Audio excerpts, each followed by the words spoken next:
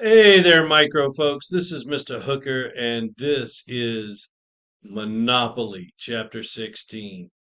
Let's go. So, here's the thing. Monopolies get a bad rap. Like, everybody jumps on their case thinking they're evil. They're not really. They just have the most barriers to entry, being able to protect their profits. And let's face it, if any other firm had the barriers that they have and were able to protect their profits that way, they'd do it too. So they're not really that bad. They just have the good fortune to be able to protect their profits and they do it. So it's not really that bad a thing. They're not bad. They just do what they can do that other people can't. So the different types of market structures, and I mentioned this at the beginning of the last chapter. Um, there are four principal models of market structure: perfect competition, which we've already covered; monopoly, which we're about to cover; oligopoly, and monopolistic competition. So the two dimensions that you have to look at to determine a market structure are the number of firms in a market, whether there's one, few, or a ton, um, and whether the goods offered are identical or differentiated. So here we go. How many producers there are on the left, and how many are the products differentiated? Yes or no is on the top. If there's one firm and the products are differentiated, um, you know, doesn't really matter because there's only if there's one firm, it's a monopoly. It's a unique good, right? Um, if there's few producers, it's an oligopoly, and that can be anywhere from two producers to a couple of thousand. It's just a few thousand. And then many producers, perfect competition if it's not differentiated. And um, if it is differentiated, it's monopolistic competition. It's going to be just slightly less firms than perfect competition. An oligopoly, just to note, they have differentiated goods and not differentiated goods. So oil and steel, which are homogeneous goods or standardized goods, are oligopolistic industries. And then you have fashion, and then um, some like uh, large kitchen appliances, and even some small kitchen appliances, automobiles. Those are differentiated goods. They're also oligopolistic. So a monopolist is a firm that is the only producer of a good with no close substitutes. The monopoly is the industry controlled by the monopolist, and market power is the ability of a firm to raise prices. So what does the monopolist do? They reduce the quantity supplied to Q sub M, um, and moves up the demand curve from C to M to raising the price to P sub M. So basically, if we're looking at this in this context, a competitive firm would produce at C and provide us Q sub C and P sub C, Q sub C quantity and charge us P sub C. A monopolist is going to move up that curve and produce Q sub M and charge us P sub M. So they're going to provide us less and charge us more for it. Why? Because they can. So, you know, it is a thing. It's the way they do it. It's a thing that they can do. So why do they exist? Um, if monopolist makes profits, why didn't other people try to jump in? Well, that's because they have barriers to entry. Um, for a monopoly to persist, something has to keep others from going in, and that's the barrier to entry. The five principal barriers to entry are control of a scarce resource or input, increasing returns to scale, otherwise known as economies of scale, technological superiority, network externalities, and government made barriers. So let's look at number one: control of a scarce resource or input. So A monopolist that controls a crucial resource or input can prevent others from entering the market. A great example is Alcoa. So in the 70s and 80s, and even before, even a little bit before, Alcoa, which is the aluminum company of America, it does not exist anymore. Today it is Denso, but they were the number one aluminum producing company in the world. They controlled the bauxite reserves, they control most of the bauxite reserves in the world. So bauxite is a primary element used in the production of aluminum. Uh, so when I was in Knoxville, there's a small town north of, that's not north, that's south of Knoxville, called Alcoa. It was named after the company. Um, but in the early to mid 90s, they basically quit trying to control the bauxite. Now they are Denso and they make parts for Toyota. So, much different company today than it was back in the day when I was a child. Um, we had a big Alcoa thing where I grew up. So, barrier two, increasing returns to scale or economies of scale. So when ATC continues to fall, is output increasing? So normally ATC is a U-shaped curve. So what if it's just half of that U shape and it continues to approach zero as quantity increases? That's basically economies of scale.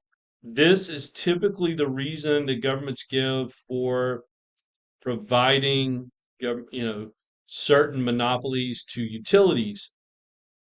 When government grants a utility company like the electric company, the water company, certain other type utilities, a monopoly, a government franchise or something, this is why, because it's just cheaper for one electric company to serve a city than for multiple.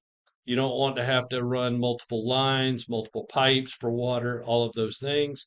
It's just cheaper to have one company to serve all of those. Um, and so the source of that is large fixed costs. Um, so in those kinds of industries, larger companies are more profitable and drive out the smaller ones. So economies of scale give rise to and sustain those monopolies. If you have a monopoly created by economies of scale, it's called a natural monopoly. The most visible natural monopolies are utilities. So water, natural gas, power, fiber optic cable, those kinds of things, those are natural monopolies. Okay, so this is what that looks like. It on this, it looks like it's the bottom is kind of popping back up. It should always approach zero. The tail shouldn't pop back up. Just note. Technological superiority. Um, A firm that maintains consistent technological advantage over potential competitors can establish itself as a monopolist. So Intel was technologically superior over other firms in the 70s, from the 70s to the 90s. So that technological superiority is typically not a barrier to entry over the long term. So people start catching up. Now you got Nvidia that's doing crazy stuff. Um, is that going to last? Probably not. Stuff will happen. And so this stuff goes in cycles. That's the lesson to take from that. There's going to be cycles. Um, then you have network externalities. The value of a good or service to an individual increases as more individuals use the same good or service. The firm with the largest network of customers may become a monopolist. Some examples here: eBay, Meta, Amazon, Netflix, Google, Venmo, TikTok. Um, I agree with a lot of those, except maybe eBay. I mean, like, there's a thing, like, is eBay really that popular nowadays? I'll let y'all tell me. But like Meta is massive, Amazon is massive, Netflix is huge, Google or Alphabet is massive. I think Venmo is owned by PayPal now too. which makes that PayPal infrastructure just huge. And TikTok is massive. But that network externality is the idea that something is only useful because other people also use it. So you're only getting that usefulness because there are other people also using that good. So like what goods, like for Meta, it's only good because other people actually use it. Um, so Google's kind of the same way, and Netflix. You're kind of you have to think about like crowdsourcing, and Venmo works that same way. Like, does it really work if other people don't have it? Like, how are you going to pay somebody if they don't also have it? Government created barriers, so patents and copyrights. A patent gives the inventor a temporary monopoly in the use or sale of an invention. So, what is a patent? A patent is the exclusive right to a production process for a period of time. So, you have different types of patents. A world patent, it's like 20 years. Then you have like drug patents that are 10 years, and U.S. production patents that are 17 years. The U.S. patent system's kind of broken. It was built to be a production system, and we don't really do that. If you look at all the patent wars lately, it's Samsung and Apple over the shape and size of icons. So it's kind of crazy what that looks like now. Um, but that is the way that works. Copyright um, is the gives the creator of a literary and artistic work sole rights to profit from that work. So what a copyright is you have, and this is for literary works, art, photography, music, all of those kinds of things, film. And so that gives you the sole right to that work for the life of the artist plus 75 years. All those Disney exemptions are gone now. And so you have these things. After that, it enters the public domain.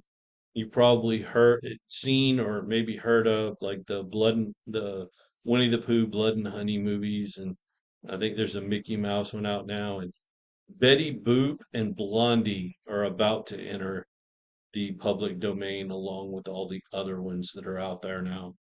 Um, so that'll get interesting once that happens. Um, so we'll see how that works out for us. The So the justification for this is just incentives. It allows the monopoly to exist temporarily by granting the property rights that encourage invention and creation. So we want people to create new things. We want these inventions to happen. And without these protections, they probably wouldn't happen as much. So drug prices as a comparison. So you have the drug patents, like I say, they're about 10 years. After that, you get generics. Um, so different drug prices in different countries reflect the willingness to pay. They also reflect that the governments in other countries regulate drug prices more actively than the US government does. So we don't do nearly as much. Um, so how do monopolists maximize profits? Um, they have a downward sloping demand curve, and then they will choose the price on that curve. So all firms follow the same rule. Profits maximized at the quantity where marginal revenue equals marginal cost. So marginal revenue for a monopolist is somewhere below the demand curve. So it's downward sloping, it slopes under the demand curve at about twice the slope. So marginal revenue is the change in total revenue divided by the change in quantity. Um, So increase in production by monopolists has two opposing effects on revenue. There's the quantity effect and the price effect. The quantity effect, one more unit is sold, increasing total revenue by the price at which the unit is sold. And the price effect, to sell the last unit, it must cut the market price on all units sold, which decreases total revenue. So the monopolist marginal revenue curve is always below the demand curve because of the price effect. To sell the additional unit, got to cut the market price on all the units sold. So we will pick this up right here when we get into video 2. We'll see you there.